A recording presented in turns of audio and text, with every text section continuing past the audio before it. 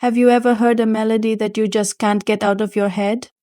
A tune that seems to whisper secrets from a time long forgotten.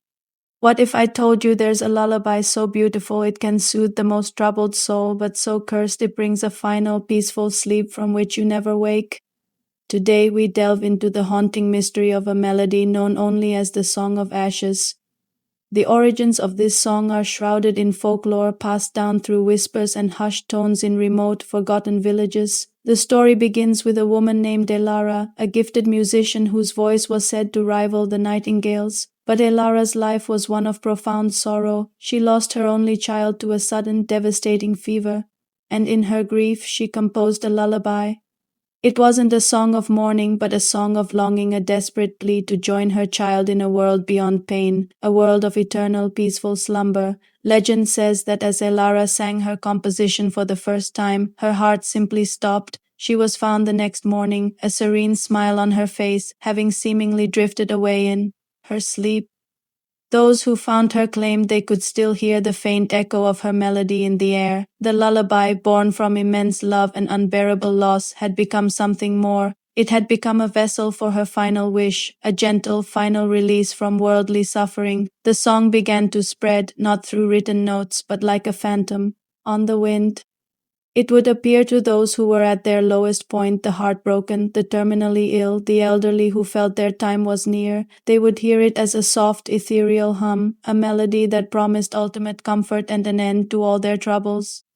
It was never frightening. In fact, all accounts describe the experience as incredibly calming, a feeling of being cradled by an unseen, loving presence. One of the most well-documented accounts comes from a small 19th-century mountain village that was ravaged by a plague. The local doctor wrote in his journal about the strange phenomenon. He noted that many of his patients in their final days would begin to hum a beautiful, unfamiliar tune. They would describe hearing a woman's voice singing to them in their dreams, promising them a painless journey. The doctor, a man of science, was baffled. These patients, who should have been in agony, instead passed away with expressions of pure tranquility. He called it the merciful plague, but the villagers knew it by another name, the Song of Ashes. They believed Elara's spirit was visiting them, offering a final act of kindness. But is it truly kindness? This is where the story takes a darker, more complex turn. The lullaby doesn't distinguish between physical suffering and emotional turmoil. There are tales of young lovers, spurned and heartbroken, who would wander into the woods after a fight, only to be found days later, having seemingly fallen asleep under a tree and never woken up. Witnesses would report hearing a faint, beautiful singing on the wind the night they disappeared. The song offers comfort, yes, but it doesn't offer a choice. It offers a final solution, regardless of whether the problem was temporary. This raises a chilling question. Is the Song of Ashes a blessing or a curse? Is it the gentle hand of a grieving mother guiding lost souls, or is it a predatory entity that feeds on despair?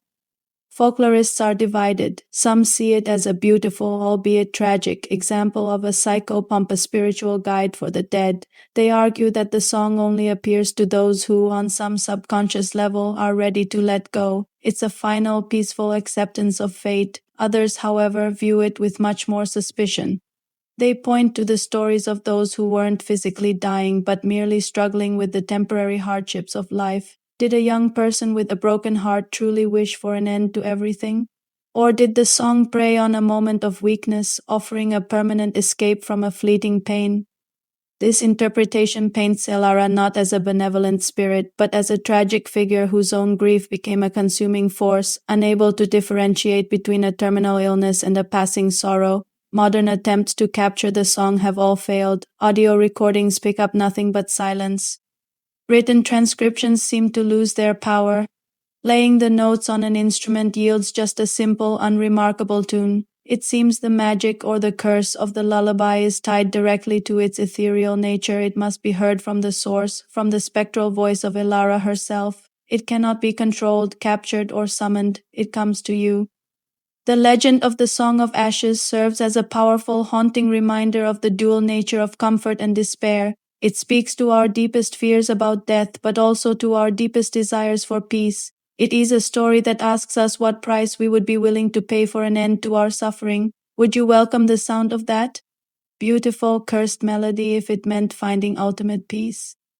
Or would you fight to block it out, choosing to face the pains of life for the chance to experience its joys again? The story of Elara and her lullaby continues to echo through time, a testament to the enduring power of a mother's love and the profound depths of human sorrow. It's a melody that lives in the gray space between a gentle release and a tragic end. Thank you so much for joining me on this journey into the unknown. If you enjoy exploring strange legends and mysterious tales like this one, please consider liking this video and subscribing to the channel. It really helps us continue to bring these stories to light. Until next time, stay curious.